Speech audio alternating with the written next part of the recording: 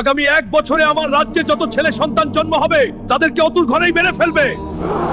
প্রিয় দর্শক, এই ঘোষণা যখন ইব্রাহিম আলাইহিস সালামের মায়ের কাছে পৌঁছলো তখন ইব্রাহিম আলাইহিস সালামের বয়স মাত্র কয়েক মাস। এজন্য তিনি হযরত ইব্রাহিম আলাইহিস সালামকে একটি পাহাড়ের গুহায় রেখে আসেন, আর সাথে সাথে হযরত জিব্রাইল এসে গুহার মুখটিকে একটি পাথর দ্বারা বন্ধ করে দেন। এরপরে হযরত ইব্রাহিমের 2টি আঙ্গুলকে মুখের ভিতরে রেখে দেন, ফলে একটি আঙ্গুল থেকে মধু আরেকটি আঙ্গুল থেকে দুধ বের হতে থাকে। এভাবেই তিনি সেখানে বড় হতে লাগলেন। এরপর হযরত ইব্রাহিমের বয়স যখন 7 বছর হলো তখন তিনি একদিন রাতের বেলায় গুহা থেকে বের হয়ে আসেন এবং তিনি দেখেন আসমানের চাঁদ এবং অনেক নক্ষত্র। তখন তিনি ভাবলেন, একটু সুন্দর চাঁদারে নক্ষত্র, এগুলোই মনে হয় আমার আল্লাহ। এরপর যখন চাঁদ নক্ষত্র ডুবে গেল আর সূর্য উদয় হলো তখন তা দেখে তিনি ভাবছেন চাঁদ নক্ষত্রের চেয়ে এটা অনেক বড়, সুতরাং এটাই আমার আল্লাহ। কিন্তু দিন শেষে যখন এই সূর্যও ডুবে গেল তখন তিনি বললেন, না, এগুলো আমার আল্লাহ হতে পারে না। আমার আল্লাহ